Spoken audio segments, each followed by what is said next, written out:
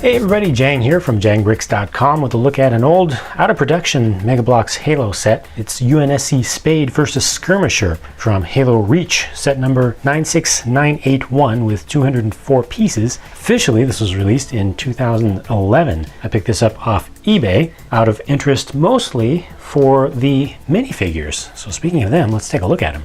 So left to right, the official designations for these figures are UNSC Grenadier Spartan, Covenant Skirmisher, and UNSC Trooper. But because this is the Spade set, let's call a spade a spade. This guy right here, that's George. Yeah, George, the Spartan 2, duplicated pretty much exactly. A beautiful figure with an amazing slightly greenish, yellowish, goldish, metallic color. It's not a common color. And really nice accents and extra detailing. Look at this, we've got black added down here. And he holds his trademark minigun. That's his weapon, you know, it's practically attached to him. He's also got his big pack on the back. This is an awesome figure. Let's go ahead and just take him off here and bring the Spade into view. He fits right on the back, even with the addition of the little pack here, a little container. Fits right on the back just like he's supposed to. Not quite straight, but I mean, you can't ask for more than that. I mean, that's exactly what he did in game. Just kind of turned the Spade into a makeshift warthog with his minigun on the back as the turret. Great stuff. In addition, they make this an armory set, so they give you all this other stuff that you can swap on there instead. Now I think it's appropriate to call him just a UNSC Grenadier Spartan. Now he's not George anymore. You see he's got the different, completely different arms on there, and the alternate version, the simpler version of the Grenadier helmet without the additional sensors or optics attached to the top. And this really motivates me to want to get another of these so that I can have both versions. Here's the Skirmisher. This is also a very, very amazingly well done figure, primarily by virtue of how the head is painted. So it's a large piece with a lot of detail in the molding, but you can see they got the tongue in there. That's really nice.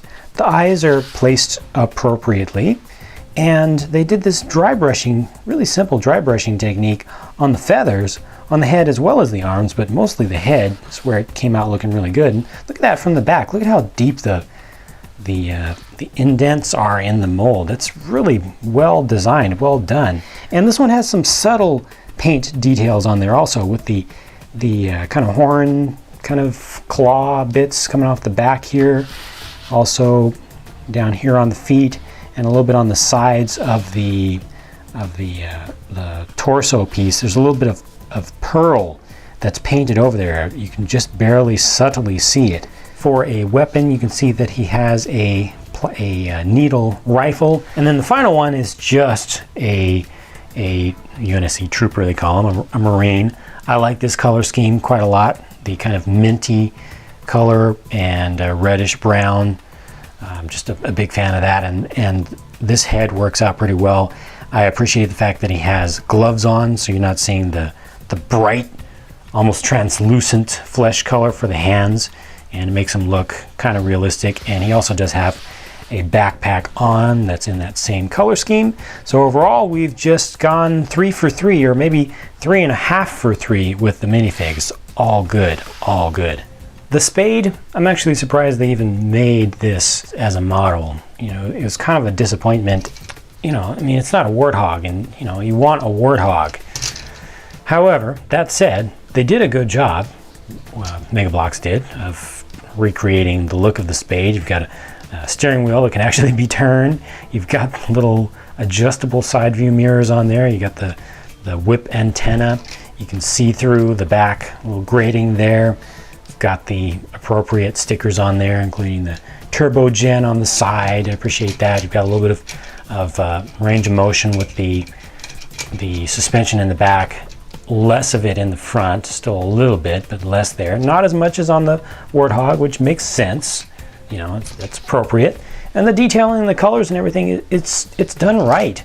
you know, and as I already showed you, you can put George on the back with his minigun, which is important. Figures fit in there okay, though you do have to attach them back onto this pin on the back, and it's not going to work with the backpack on your Marine figure or your Trooper figure. And to take them out of these, the best thing to do is just to take the whole thing out, pull this off, you know, with the seat, pull off your figure, then put the seat back, because it's a little bit awkward putting them in and getting them out.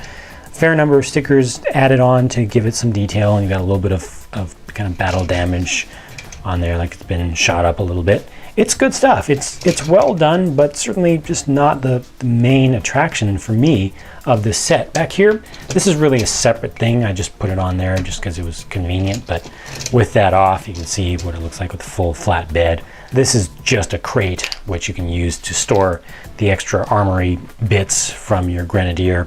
If you want to put all these pieces in there, you can, or you can put extra weapons in there and stuff. And I just think that it looks good sitting on the back of this thing in general. This was a good set. You know, it doesn't really matter all that much from a review perspective anymore since it's so outdated, but this is a well executed set for what it is. I think that the subject matter, the Spade itself, is underwhelming and not that exciting, but certainly these two figures right here are the stars of this show, especially this guy right here. It's one of the better figures they've done, one of the more realistic figures that they've done, I think, to, you know, actual named Spartans. And the Skirmisher is one that they just haven't used.